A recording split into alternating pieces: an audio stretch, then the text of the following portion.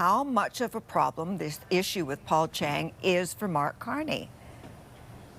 Well, it's a problem, Sandy, in a couple of different respects. First, in and of itself, right? The comments that Judy outlines in the reaction from the Conservative candidate and other pro-democracy groups in Hong Kong, well, they say a lot, right? This issue was a huge issue. The idea of Chinese interference, for example, or even the national security laws at play in Hong Kong. This is really serious stuff.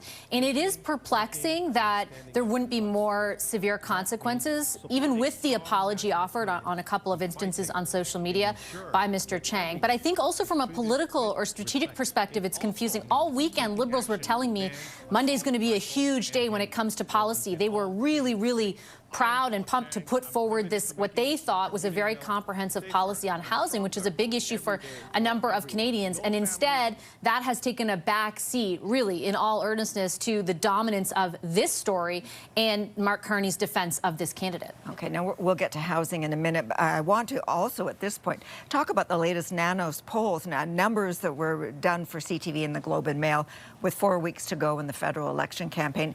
And the Liberals are expanding their lead over the Conservatives. Take a look at the graph. The Liberals are at 43.6%, while the Conservatives are at 36.1%. A remarkable change, Vassy, from just a few months ago when the Liberals were trailing the Conservatives by more than 20 points. So still early days, right? And as we both know, there's a lot that can change. So, Vassy, what does the turnaround in the polls tell you? Well, there's a couple of things, because that turnaround last week was basically the two parties within the margin of error of each other. Now the Liberals are far enough outside of the Conservatives that it's no longer within that margin of error.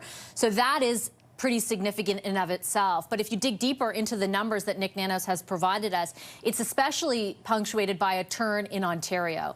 And Ontario is a very significant battleground electorally. And if the Liberals are pulling ahead significantly there, that could have a big bearing overall on the outcome 4 weeks from now. Like you said, there is still time. And boy, the polls have changed in the last month. So who knows what happens in the next one. But this is still pretty significant. Yeah.